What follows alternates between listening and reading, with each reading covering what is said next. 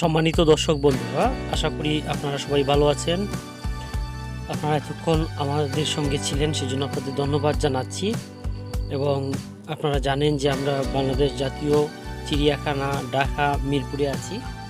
আমরা ঘুরে ঘুরে বিভিন্ন বন্য পশু প্রাণীকে দেখছি। এখানে সংরক্ষিত যে সকল পশু আছে সেগুলোকে দেখছি। এবার আমরা উট দেখব, উট কোথায় রাখা আছে সেটা খুঁজে বের করবো। আমরা তার সন্ধানে বেরিয়ে পড়লাম।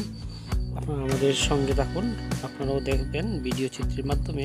আমরা আপনাদের দেখানোর চেষ্টা করব যে আমাদের জাতীয় চিড়িয়াখানায় কোথায় উট রাখা আছে এবং উট কী পরিবেশে আছে, উট দেখতে কীরকম সেগুলো আপনারা দেখতে পারবেন। আমরা উটের খাঁচার সামনে চলে এসেছি।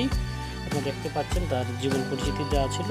এই হচ্ছে উট, উটটা ঘুমিয়ে আছে। আপনারা জানেন যে উট একসঙ্গে 7 দিনের পানি পর্যন্ত, 1 মাসের পানি পর্যন্ত সে পান করতে পারে, সেই ক্ষমতা তার আছে উটের। এবং আপনারা আরও জানেন যে উট হচ্ছে মরুভূমিতে অধিকাংশ সময় এই প্রাণীটি থাকে। এবং এই উটের আরও অনেক গুণাগুণ আছে। উটের চামড়া, উটের মাংস, উটের হাড়, এগুলো বাণিজ্যিকভাবে বিভিন্ন দেশে বা প্রতিষ্ঠান এগুলোকে নিয়ে বিভিন্ন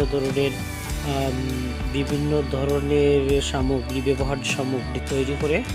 সেজন্য আপনারা আমাদের সঙ্গে থাকুন। আমরা উটের বিভিন্ন বিষয় তুলে ধরবো আপনাদের সঙ্গে। এবং এই চিত্রে দেখতে পাচ্ছেন যে চিত্রা হায়না এই খাঁচার মধ্যে থাকে, দেখা যাচ্ছে না হায়নাটা একটু দূরে।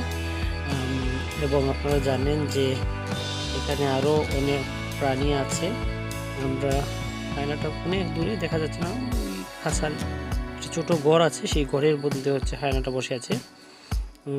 বন্ধুরা, আপনারা জানেন যে এখানে শিয়াল সহ জোড়াকাটা হায়না, দেখেন এর জীবন প্রণালী এখানে লেখা আছে। আমরা জোড়াকাটা হায়না, শিয়াল এবং বিভিন্ন প্রজাতির, এই যে এইখানে হচ্ছে শিয়াল থাকে। এই গর্তটা মূলত এই বক্স টাইপের, যে এটা শিয়ালের জন্য তৈরি করা হয়েছে। দেখেন শিয়ালের জীবন প্রণালী এখানে লেখা আছে। আপনারা সবাই জানেন যে শিয়াল কিন্তু আমাদের এই বাস্তুসংস্থানে একটি গুরুত্বপূর্ণ ভূমিকা পালন করে থাকে। এটা হচ্ছে মায়া হরিণ, আপনারা দেখতে পাচ্ছেন এটা শুয়ে আছে, এটা একটা মায়া হরিণ। ধন্যবাদ বন্ধুরা, আপনারা এতক্ষণ আমাদের সঙ্গে ছিলেন, আপনাদের ধন্যবাদ জানাচ্ছি।